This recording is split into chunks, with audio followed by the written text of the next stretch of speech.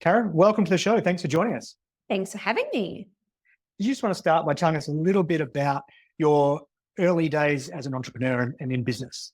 Oh gosh. So when I started my first business, the word like entrepreneur wasn't really a thing. It was just small business owner and was self-employed. And I started my first business at 21 and it is a talent agency called Wink Models. I had been a model myself in the industry for probably 5-6 years.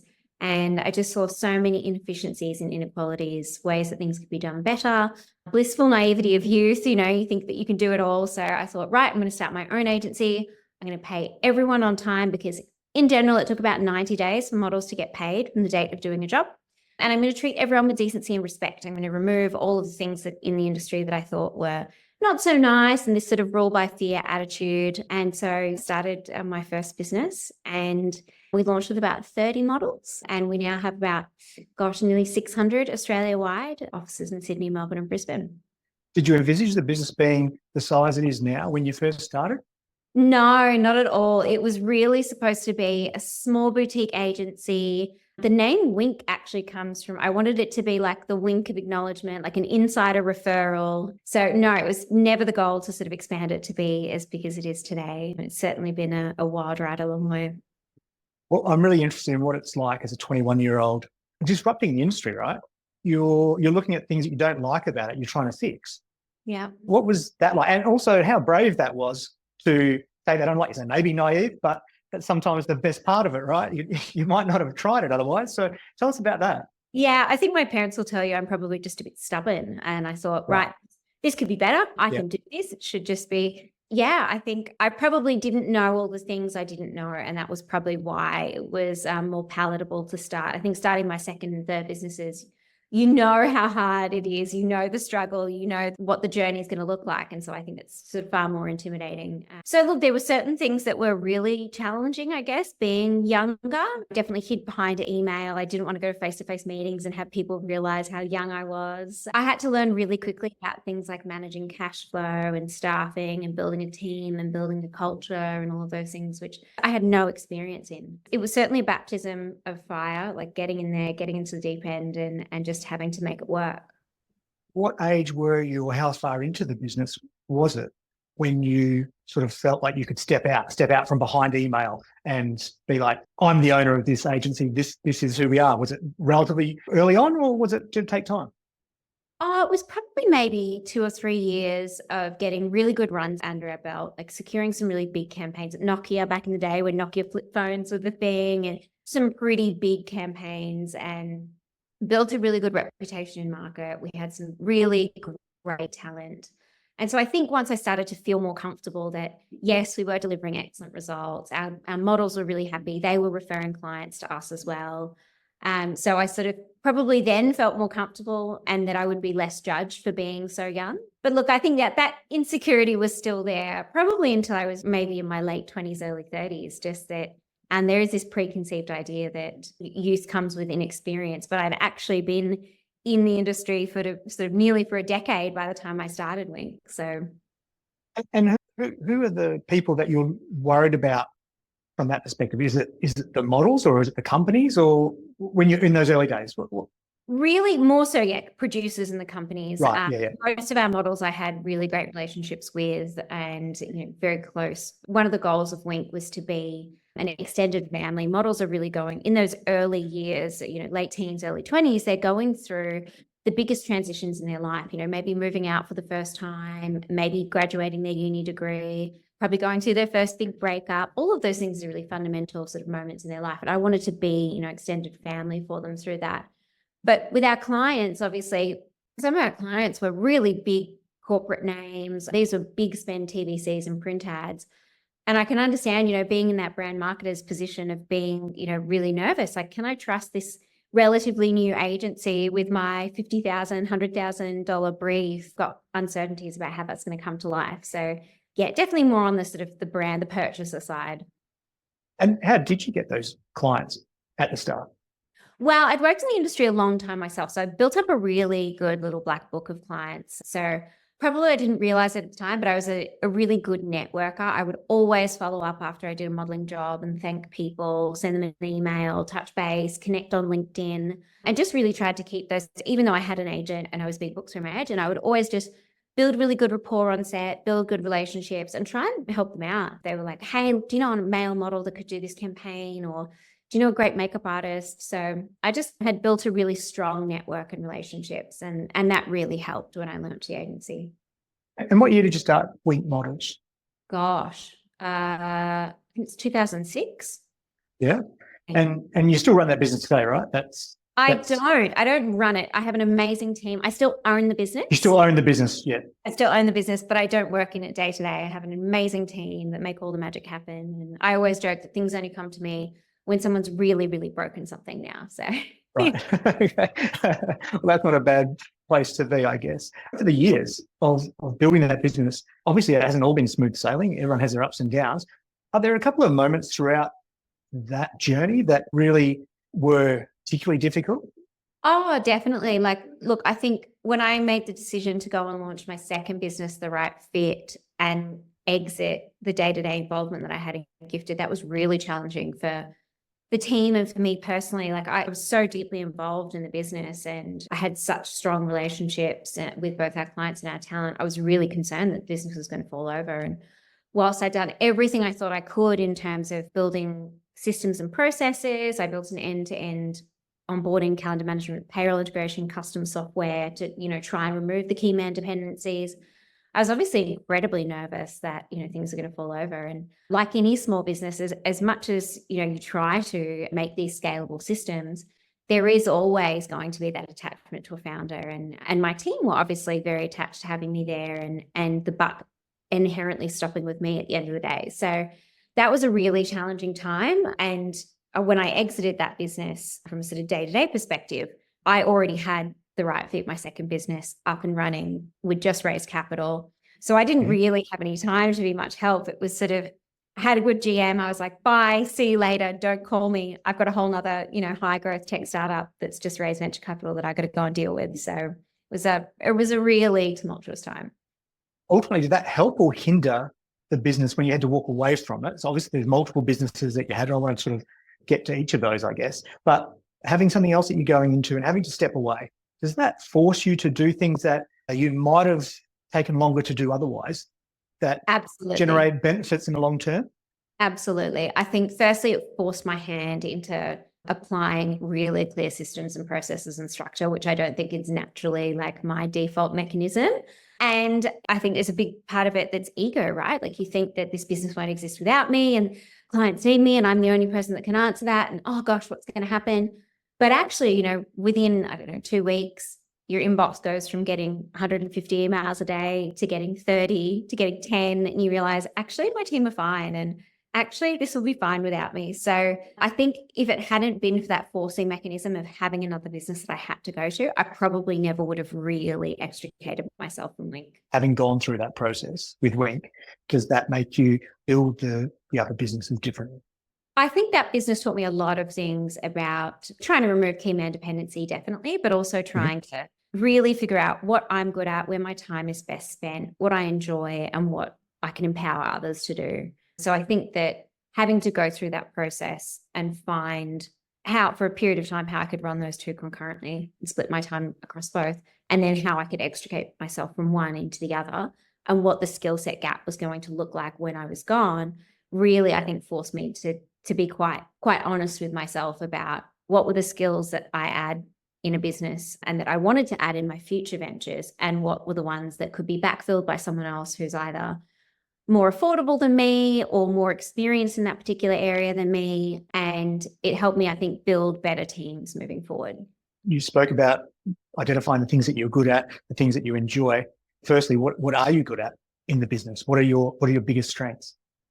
I think I probably, because I have visibility across more elements of the business, when I look at my current venture, I have more visibility to both a client's experience and influencer's experience, the industry trends, what's working from a product perspective in our product, but also sort of in industry trends in other products. And so I think that helps me build better strategies and initiatives for the entire team. Obviously, our sales and marketing team don't necessarily have the visibility to some of the AI tools that are available for our engineering department to write better quality code and things like that. So I love opportunity identification. I love seeing sort of gaps in markets or ways that we could do things better, and then pulling together either an entire business around that or tiger teams within my companies to go and sort of solve those gaps. I really love building relationships and networks. I think that's sort of one of the things that comes very naturally to me and that I really enjoy and that adds a lot of value for my businesses.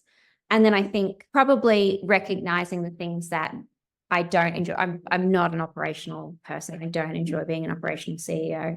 So I think knowing those things, then being able to backfill those skill sets and bring in people with those strengths around me. And it's people who are more methodical and happier to work, go slow to go fast, I think, and sort of, break down those skill sets, I think is really valuable for me to have around me. So when you're talking about all those sorts of things, the things you enjoy and the things you're good at, that's all seem to morph into one answer in terms of you sound like you enjoy the things that you're good at, which is probably common for most people. Has that always been the case, or have you worked out as you've gone along, actually, I really enjoy these things, I'm really good at this? And how long did it take you to work out to delegate some of the stuff you don't enjoy or aren't as good at?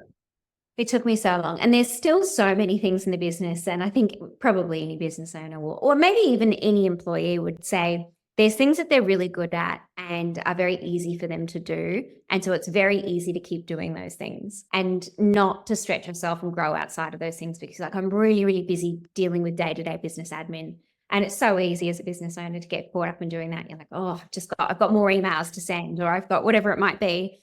And not stepping back and going, is this really the best use of my time? Like, is this, obviously it's very easy, it feels comfortable, but the things that I maybe need to be doing, I'm actually an introvert, which people find, really maybe surprising.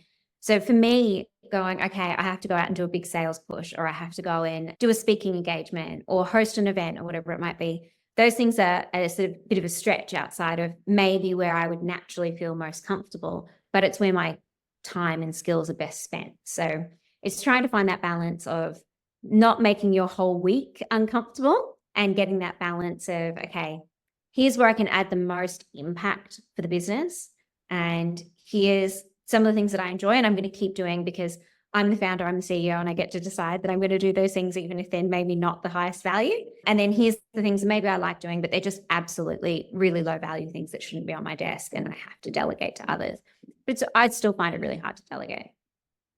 What about in terms of some of those things you mentioned where being an introvert, pushing your own boundaries, like you say, in terms of personal growth, in terms of doing some of those things that you might naturally not do, but like you say, they're important to do, whether it's speaking engagement or whatever it might be. How do you go managing the energy that's required to do that and then back up? So I understand what you're talking about in terms of those types of things, because you can be really good at it, but it also, if you are introverted, that can take a lot of energy. And so you need to kind of regroup sometimes, or is that not the case for you? How do you manage that? It's definitely the case for me. And I much prefer, data-driven processes. I love, spending time cutting data, working out how we could be improving the conversion rate by 15%, coming up with product initiatives and boring internal sort of facing stuff. And so I've come to a point where I can really enjoy public speaking and events. And I think I'm lucky that maybe they come more naturally to me than to others, but I absolutely need time to recharge after them. So I'm certainly not the person at the end of the week that wants to go out to a bar and have a few drinks with the team. I'm like, I got to go home. I got to recharge. I need some time. I need to be alone. So look, and that took me a long time to learn as well, like getting that balance right of how to fill my cup, what that looks like, making sure I have enough sort of alone time to recharge. So just whilst it's not alone time, things that I guess are nourishing for me, like learning or reading, more focused, deep activities. Yeah, that is a really underrated aspect of recharging and being able to do it all again the next week or whatever it might be, right? Like if you just do those things constantly, you do burn out. So identifying, and sometimes it's really subtle. It can be really subtle, right? In terms of not having to go out that time or whatever it might be and being able to just recharge a little bit. But that is maybe all you need to go again for the next week or whatever it is. But it's a little bit like resting if you're training. you do need that to operate at peak performance.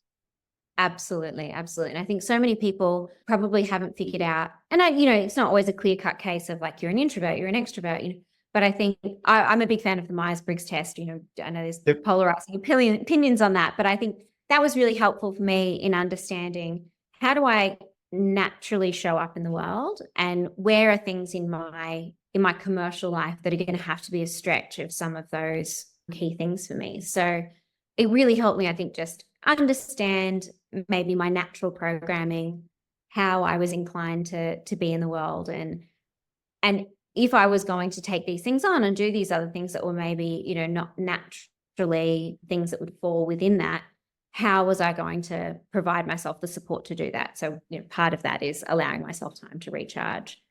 Yeah. In terms of going outside your comfort zone, you've had a business you've owned the whole time. I think you've owned all of the business. You always have. Is that right? Then you've got to a point where you've started another business, which is the right fit. And you've raised money to do that, which is a completely different ballgame.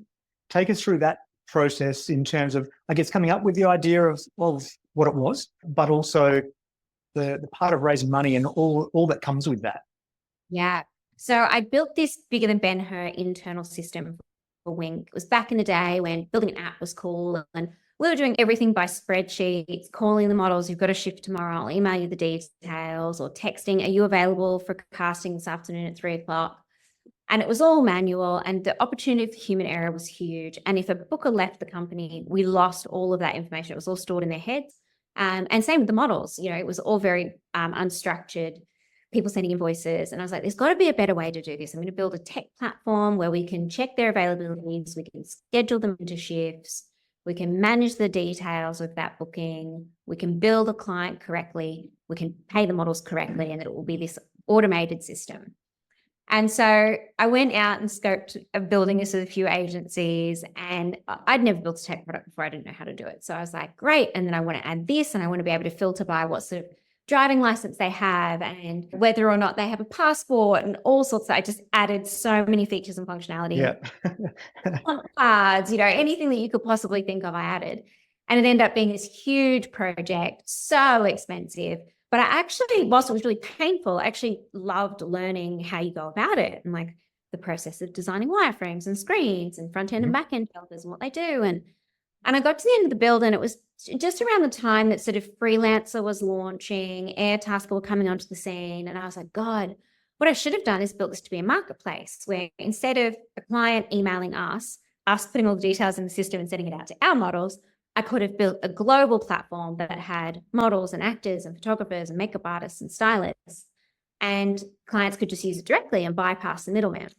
So that was where the idea came from. And I thought, well, I'm going to go out and talk to a few of our customers and see if it's something that they would actually use. So this time around, I learned the idea of going and doing a little bit of user research, talking to our models. If I built something like this, would you use it? Would you go and list yourself online? And would you feel comfortable managing your own bookings and your rates? And would you feel experienced enough to do that? And from the flip side, from a client, would you post a job for a photographer? Would you understand how to choose who would be suitable for your projects, or, a model or makeup artist or whatever it might be? And the sort of resounding feedback was like, yes, if there was a tool that made it easy for us to do so, I would do it. So I'd learned this time that build an MVP first, a minimum viable product, quick and dirty, spun something up. Once we had a proof of concept that people were, they were coming to the site, they were filling something in, manually matching them on the back end to say, like, you posted this, great, this person matches. Then I was like, okay, I'm going to go and build it. So this time I built the team internally. I hired, a UX designer, a full stack engineer, a QA, an account manager. I went, right, I'm going to build this internally, build the product. And the reason we ended up raising capital was I'd gone to see an advisor that someone had recommended to me to say, look, I'm currently running this modeling agency full time. I've built this product that seems to have some sort of product market fit. People are liking it. They're using it. It's very early. I think we're probably 3-4 months old. And I can't run two things at once, but I've got a really profitable, great agency over here with fantastic clients. And I've got this idea that could be something, it could be nothing. It could be, $100 million idea. It could be nothing. How do you decide, when is a good time to go and pursue something? He said, look, I think it's a great idea. I think you should pursue it. And we'd be interested in investing if you're fundraising. And so I was like, oh God, that's a problem I hadn't thought of. So I came back to the team and I was like, guys, like we've got this offer to, potentially raise capital. What do you think? And so that was kind of the clincher, that if someone I really admired and respected could see that it was a good idea, and I was like, well, there's only one way to find out, let's go all in. And so that sort of kicked off the process of, really raising capital and going hard at this thing. That's one of the more fascinating pitches for VC. Yeah. Capital raising is to just talking through the idea and unexpectedly get an offer to have an investment. Yeah. That doesn't And happen again, very often, right? It's usually the other way around. Yeah, probably like the idea of leaving Wink. I honestly don't think I had been fully mentally prepared to bootstrap the business, obviously to a point, but I was like, look, we don't need to raise capital. We're going to get through the first 12, 18 months and just figure it out as we go. And so I don't think if that hadn't happened, I don't think I would have done it. I don't think I would have, I guess, had the courage or the understanding or known enough about raising capital and how to approach it and where to start. So definitely sort of kickstarted that process for us. And so when you say leaving your core business, I'll call Wink your core business, I guess, at that point, and you to leave that, raising the money gave you the confidence to leave and go, well, remove yourself from the day-to-day and go full-time into the other? Well, it was part of the deal because the business had, quite conflicting customer bases. When we raised capital, one of the terms were you need to go and work in this business full time, and which understandable. Which is fair enough. Yep. So I forced my hand on making that decision. Yeah. Take us through the pressure that goes with that, where you've gone from having total autonomy, doing what you want, how you want, which is very underrated, I think, sometimes in business. Yeah. And then you go the other way. And I'm interested in the pressure that you might have felt from investors, but also the self-imposed pressure that many high achievers will put on themselves when they feel they have to deliver because they've got a responsibility to somebody else. So I'm interested in both of those dynamics.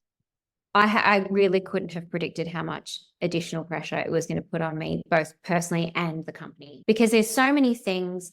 I thought because I'd grown a cash flow positive, successful business that had, an 8-year track record, that I knew a lot about running businesses. And I knew enough about running businesses, but I didn't know anything about growing a high growth venture capital backed tech business. Completely different ballpark. I didn't know anything about building an engineering team. I didn't know anything about product development. Like there were so many things that I had to learn on the job. And you're trying to do that whilst you're trying to hit the targets that, you've sold into investors, saying we're going to deliver these results and this is what it's going to look like. And you're dealing with changing market trends. I mean, in our industry, there was a shift towards using influencers instead of models and actors. So there's so many different moving pieces. It's so much more of a complex beast.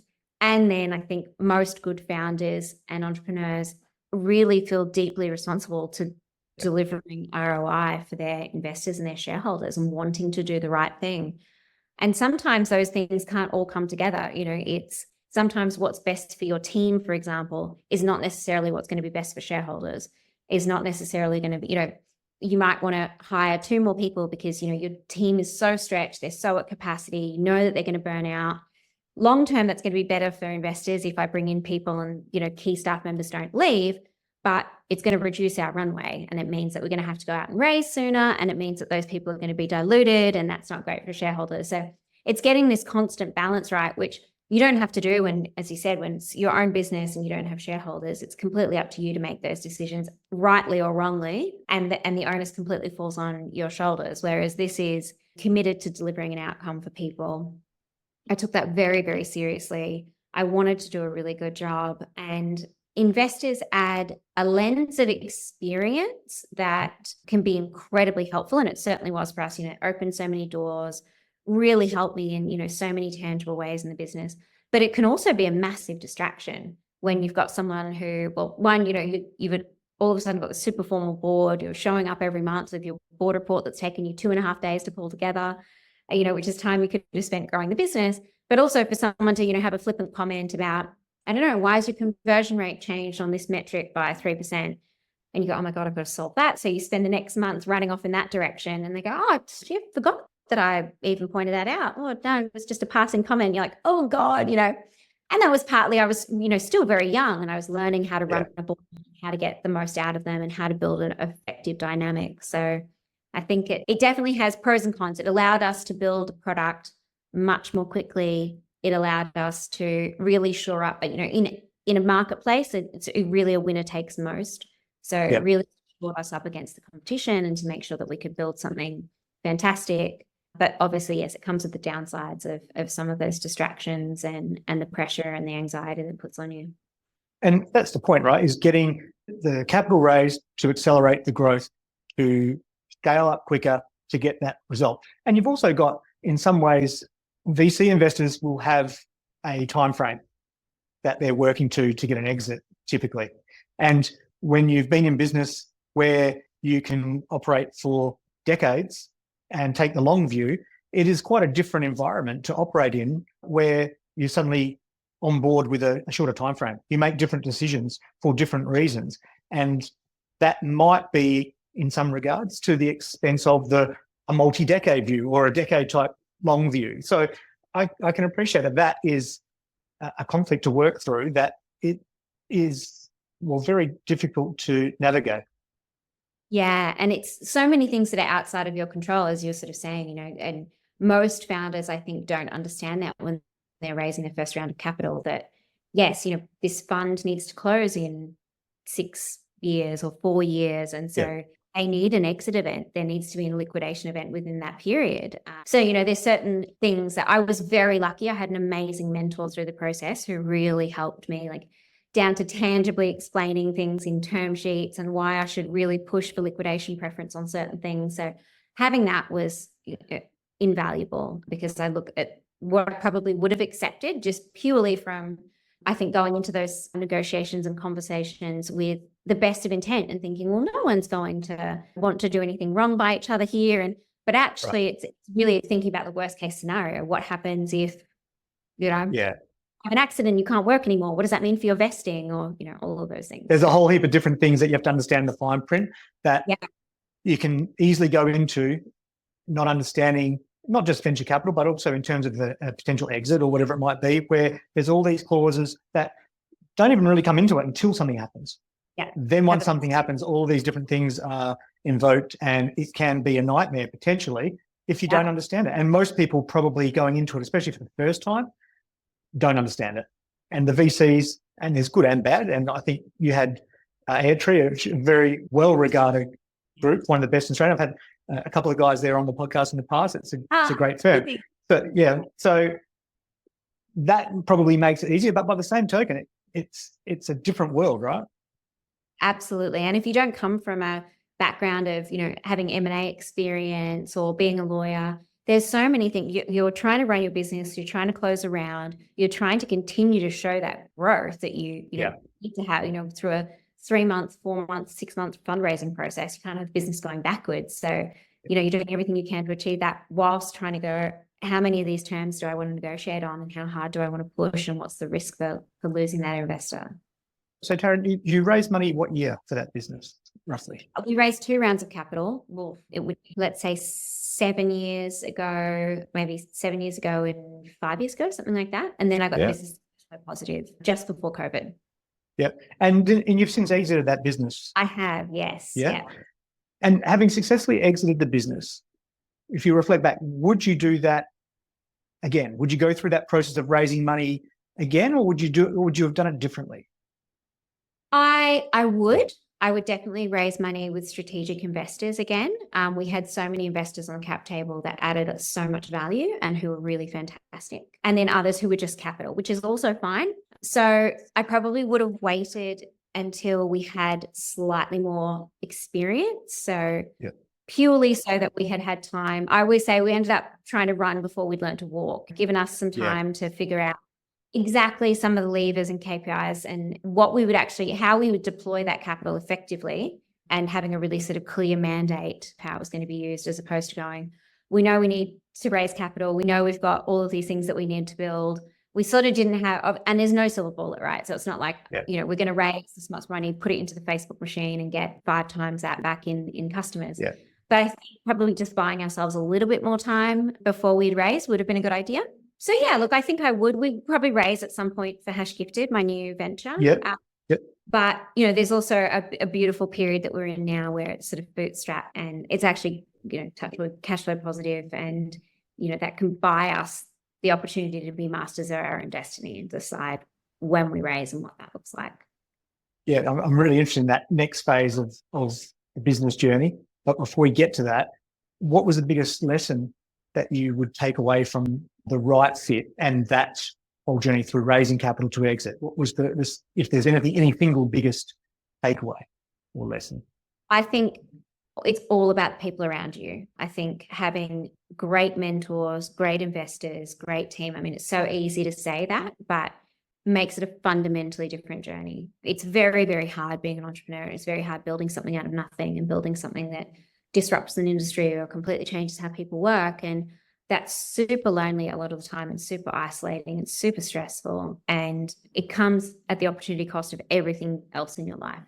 Yeah, it's probably very unhealthy, but that unfortunately, I still believe that is the case, that you can't build businesses that, really change the way things work unless you're willing to give it everything. And so having the right people around you who make that journey more interesting, more enjoyable, who inspire you, who support you, and whose company you enjoy, really makes a fundamental difference. And I've been very clear on how I would set this next company up based on those learnings from TRF, that I really wanted to have sort of best in breed, really great people around me from day one.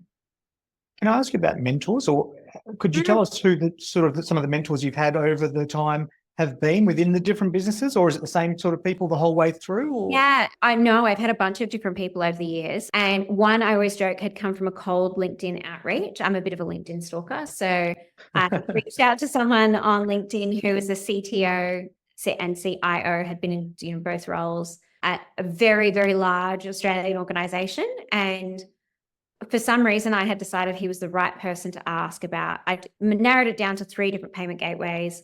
I'd done all of my research. I'd compared the costs, but I didn't have anyone to ask about this. And I was like, look, can I have 15 minutes of your time, phone call or a coffee? I just want to understand what you chose in your organization. There must be a reason why. What am I missing here? Could I please just... And he was fantastic. And he's an ex-entrepreneur himself that had gone through and was like, look, here's the answers to your question. But have you also thought about X? And how are you going to build Y? And I was like, oh God, no, I haven't. And so he said, look, I love, I can see that you're really committed to this. I think it's a really great idea. Very happy for you to come out here once a month or whatever and have a coffee. I can walk through some ideas with you. And that turned into like a really amazing mentoring relationship. He ended up joining my board. That was amazing. And then I've had, other mentors that all of them have grown out of really organic relationships where I've either worked with them on a project, or they've been an investor, or they've been someone in my sort of strategic network. And when a lot of people ask me like, oh, will you be my mentor? Or how did you get a mentor? And I look back, what I didn't realize I was doing is that I was really doggedly determined, obviously the cold LinkedIn outreaches and things like that. But I would go with a very specific problem. I need to solve this one thing. And I've researched you and I know why you'll be able to help me with this thing. And can I just have like this period of your time to do that? And then I would seriously take on board their advice. I would go and execute the things that they've asked me to do or recommended. And, down to things like, they'd suggest a course or a book or whatever. And then I would touch base in 3 weeks, 4 weeks later. I've done these 5 things. I'm stuck on this one thing. Could I have another 15 minutes of your time to work through this one thing? And I would constantly close the loop and make sure. And I tried to add value to their lives as well. If I knew that there was this new thing that might be relevant for their business or for their fund or whatever, I would, keep abreast of things in the media and I'd send it to them, or I would send them a book I'd read that might be interesting or whatever it might be. So I tried to make it mutually beneficial as much as it can be in that mentee-mentor relationship. But I always made sure to close the loop, and I tried desperately not to waste their time. So I wouldn't just go in being like, so any ideas for like how I could grow this company? Like, I think I'd help with that. Like, please give me some advice on conversion rate optimization in this specific area. And then I believe people are generally good. They want to help. They want to see others succeed. I think people are generous with their time, but I'm really interested in the way you go about asking for help or looking at people who can be mentors. That's very specific. A lot of people would just do, oh, can you help me with this? And it's a general sort of discussion, which is kind of a waste of time in many respects and more of a social catch up, or there's nothing that's a specific outcome that you're after. Going in with the way you're talking about it And then listening, it strikes me that you're the sort of person that might keep lists and that might make sure that if there's 10 things on the list, 10 of them get done, and maybe there's an 11th that you add rather than missing things. Am I right there? Because it sounds like you are across everything. Yeah, a bit of a control freak. And I also ran a personal CRM, which people joke about. It was just an old school spreadsheet because, this is, again, 8 years ago or something. There was no fancy sort of great CRM tools out there. But I would have a list of who do I need to catch up with or touch base with on a weekly basis, a fortnightly, a monthly, a quarterly, every 6 months.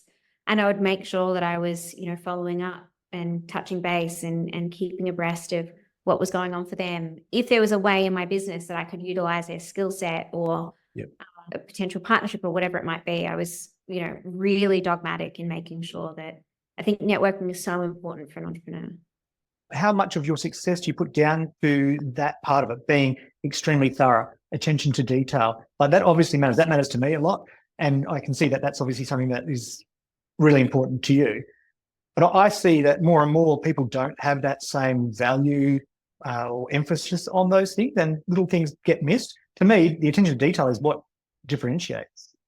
Everyone does the big things pretty well, but those little things are so easy for people to miss. And if you do them, they are noticed. How much of your success do you put down to that?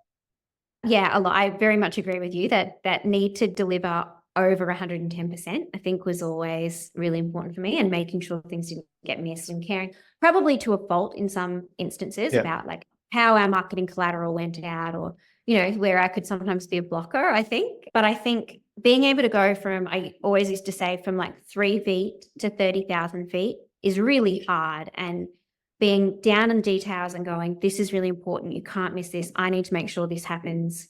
Excellent, the lists, the spreadsheets, whatever. And then having to reset and go, now I need to think 30,000 foot. Where is this industry going? What does the product need to look like? How do I solve these? Where is the business going to be in 5 years' time? It's really hard and it's incredibly taxing. And so I had to really carve out like blue sky thinking time where I'd go, I've got to get away from the lists and the to-dos and the stuff that needs to happen and that is really important to me is executed really well. And then go back to that 30,000 foot feet view. So how do you balance being commercial with that? Because I've often in the past, I've had to learn how to be happy with something that's very good, not perfect. How do you balance that? Because it's a problem, right? You've got to be commercial. I literally had this conversation with my counselor less than a month ago. And I was like, this didn't happen and that didn't happen and da, da, da. And this is for a wink. And she was like, look, is the business hitting the budgets that are set for them? Yes. Yep, they're actually exceeding budget. They're over budget by about 15% last month. They're on track this month. Like, okay. So if they were at school, that would be a high distinction. So you're telling me they're getting high distinctions. Yep, they're getting high distinctions. Okay. So you're telling me they're getting high distinctions. You're still not happy and you would like to spend time out of your day going and, and I was like, okay, fair point. They're getting high distinctions. Maybe it's not done exactly the way I want it, but is it worth me getting all over them and taking that commercial time away from something that I do need to be doing, should be working on when they're getting HDs? No, just leave it. So, but it is hard. It's hard to adjust to, right? But it's necessary from a business perspective, but hard to learn. And a constant battle. How about that? And getting the balance right between setting that culture of excellence, and we do that, and we do deliver 110%, and defeating morale by being like, that wasn't good enough. It's go again, try again. Why did this get missed? Yeah. But how do you manage that part? Because obviously excellence matters, right? And I think we do live in a world where standards have dropped a little bit, and okay is good enough. I don't subscribe to that idea. I think having standards at an extremely high level is a good thing. How do you bring people along on that journey so that when they make a mistake, they don't feel like it's a disaster? They can put it in perspective. How do you create that culture where it's aspirational to be excellent, but there's not a fear of making mistakes? It's really hard. And I think it's a constant adjustment too, as the businesses grow and change. I think sometimes I feel like I've got it right. Great, culture's good. People get it, all running in the same direction. Then other times you're like, I had 2 staff members going through divorces recently. You have other people at different, and so then it's like, hey, it's a constant flux and adjustment. So Do I have it perfect? No. But I think the things that have worked really well for me in the past are trying to give everyone full visibility to what we're trying to achieve. So the whole radical transparency thing of having, they've got P&L access, they have really clear visibility to the KPIs and all of the different levers that drive those KPIs. And so that instead of feeling like they're being task driven, like send an EDM or whatever it might be, deliver this feature. The reason we are delivering this feature is because we expect it to have a positive impact on conversion rate by 30%, which is going to drive this much revenue. And they can see that in the model and they can go, okay, I understand that I've got to deliver it on time because we're predicting that revenue coming in. And that's going to allow us to do X, Y, and Z things in marketing or, make another hire, whatever it might be. So trying to give them that visibility and autonomy doesn't always work. And people are driven by different things, right? Some people are like, cool, I don't care. I don't want to know. I want to come in every day, get my list done and tick them off and go home at night. Trying to get them in a small team, in a startup, I think you have to have accountability. You have to have people who can work autonomously and can make those decisions between what is important versus what is urgent and how to prioritize and manage their own workload because the goals and requirements are changing so quickly day to day. Now, I did read about that radical transparency that you implemented. What I wanted to ask was, when did you implement it? When did you think this is what I need to do? And how did you go about implementing it?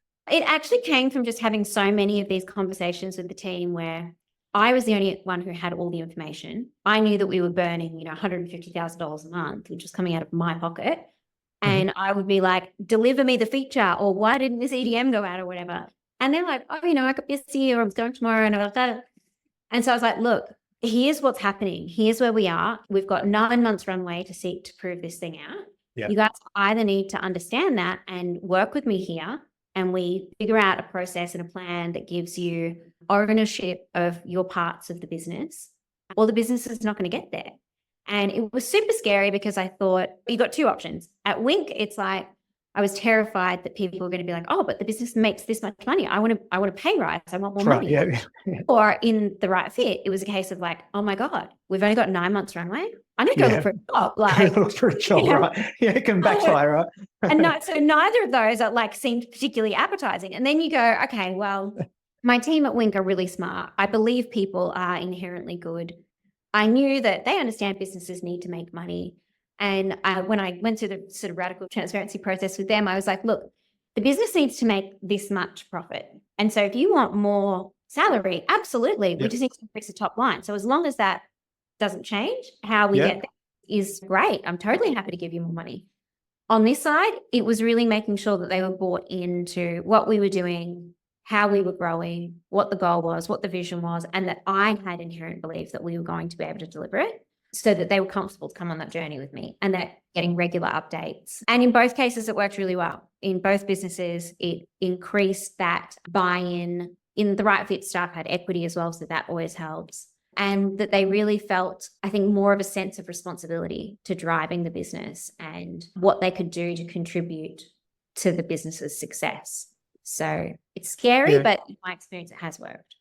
But that's really interesting the way you've framed that as well, because it's not just, from what I'm hearing, is not just radical transparency for the sake of being transparent and open.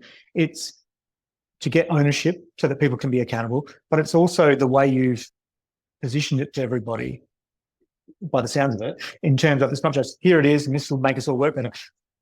You can get pay rise, you can earn those things. We need to keep these things right.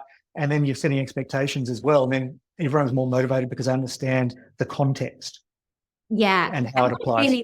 You're totally right. And it made me realize that I had, Tara, I can't remember how many staff we had at the time when I put this in, but like, let's say we had 30 staff. I had 30 smart people in the room that if I was presenting all of the information I had to hand to them, the likelihood of us finding solutions to problems was so much higher, as opposed to me holding back. Like, they're like, hey, our solution is like hire more staff or like buy this really expensive marketing tool. When they've got all of the information, they can go, okay, we can't afford that. But if I could change, the number of people booked per job by, 0.5% here, I could afford that tool. How can I get more people? I gave them that ability to help me solve the problem instead of me going, I've got to solve this all on my own and then tell them what to do. Let's talk about your current business. Now, is it got a unique name? Do you want to just tell us about that? It's #gifted, right? Yes. So there's a big internal debate about this. The young people say #gifted. I say #gifted because I feel like I'm Right. not, but so either is that #gifted, #gifted, and it's all about connecting brands and influencers for contra only campaigns. So product seeding, product gifting, experiences, all unpaid engagements. Okay. And what brought about this business? And when did you start it? Yeah, so I had the idea probably, nearly 3 years ago now, while I was the right fit. And I could just see that during the right fit, we were a marketplace, right? So you posted a job, we took a commission on that transaction, talent were paid through the marketplace. And clients would often come to us and they'd be like, look, we can't pay them, but we could do it a night's free hotel stay. And I'm like, it's a week. We can't take a 20% clip of like a hotel stay. And sorry, our site's not for you. And so I thought, there's something there. And I've got a small social following myself, and I was constantly getting sent things to our office because PR agencies or brands have my address. And I was like, I feel really awful. Like, this thing doesn't fit me, or I don't want it, or I have a competing skincare deal, or whatever it might be. And so I thought, there's got to be a way to just allow influencers to opt in, cut down the waste of people unsolicited gifting, the risk of offending people in this day and age, of environmental impact and all of those things. And then allowing brands to actually find people who authentically are excited about trying their product and want to see what it is that they could, use that product for, or experience their venue, or whatever it might be. So that was where the idea for #gifted came from. And I was like, just be a tiny little business on the side, build this thing. It'll be like a 1-page website, super easy. Might be a subscriber newsletter for our talent. They can just go, yes, I'm interested. No, I'm not, whatever. Little value add by the sounds of it, right? Yeah. Obviously turned into a bigger than Ben-Hur thing again, and built an app for talent where it's like a dating app. So they swipe left and right and say, yes, I want that GHD hairdryer. No, I don't want that koala mattress. Yes, I want. So we tried to make it really fun for creators to opt in if they want. And from brand side, there's a Shopify integration, so they can download the Shopify app, or they can just do gifting without Shopify, and they can just do high volume gifting at scale to highly targeted audiences. How do you monetize that? Well, that was obviously what was crossing your mind when you looked at it from within your existing business. How did you monetize it as a separate app site? Yeah, so it's a SaaS model. So we charge a subscription fee to the brand side. It's completely free for creators. And we just have different tiers for brands depending on how much gifting they want to do, where they want to use the content, all of those things. Okay. And so this is obviously then scalable, and it's about working out the business model that works to monetize it, because it existed presumably for a long time in terms of its potential to exist, right? And it's about unlocking how you actually monetize it, which you've obviously worked out. Yeah, and it was one of the few things that in the industry that I know of, it was one of the few things that was still being done on Excel spreadsheets. And I feel like any business that you can find and build place something really manual like that is going to be a value add. So I was originally going to take a 12-month sabbatical after selling The Right Fit. That was the goal, was to take 12 months. I probably got about 3 months in. Got itchy feet and needed to come back. And Gifted was just growing so much faster than we could have predicted, which is a lovely problem to have, but a challenge nonetheless. So it was really about, I was actually overseas, spending time overseas. I was like, right, okay, I'm going to come back to Australia. I'm going to build a team around this thing. I'm going to figure out exactly what it needs and really, give it the best chance of success with my support here. I think that's probably just a little bit of justification for being a workaholic as well. Right. But in terms of that, what is it about your past experiences that hold you in your mind in such good stead for the next phase? Because you've seen a few different things now. Do you feel like you're better equipped to move forward with this compared to, you talk about the lessons. Some of those things aren't going to take you by surprise like they may have in the past. Now you can probably feel a little more confident going ahead with that. Is that the case?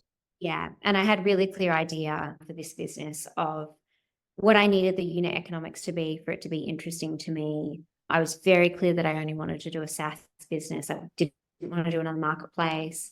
So I had a pretty clear checklist of what I wanted if I was going to do another venture and what it would need to, what the sort of growth trajectory would need to look like for it to be interesting and exciting to me. And definitely the things that do get easier, you've got those experiences around what to measure, what to look for, the sort of leading indicators of a product market fit, the team that you need in the business, and you've got better connections, easier to get in to the things that you need. But the actual physical process of building business does not get any easier. Building 9 women can't make a baby in a month is the saying I would say, because it doesn't matter. You've got more resources, better connections. Like, there's still the painful process of building a tech product, going through the QA process, knowing it's going to have bugs, going through iterations, trying to get users to adopt it. It's still painful. Where do you see this going in terms of like the next 5, 10? What's the objective? Yeah. So look, I'd like to launch into the US next year. I think it's got all the sort of right readings that would be the right thing to do. And I won't be operational in the business day to day. I think that I've learned what I'm good at and what I'm not good at. And the business only needs a very sort of deep, narrow skill set from me. It doesn't need sort of more broadly my time. So building out the right team, getting it to a place where it can scale without me, launching in the US, probably looking at launching it in some developing markets as well that are really mobile first. So Mexico, Indonesia, where there's sort of a high need and less sophisticated influencer marketing tools, where gifting is really very essential for content creation. So, and then who knows, I guess eventually an exit, and hopefully that will be my last venture. Right. I don't believe you, but but it sounds like that's a global, scalable business that is very exciting, and I can't wait to see where it goes to next. Taryn, thanks for joining us on the show. It's been really great to hear your story. Thank you. Thank you for having me. I really enjoyed it.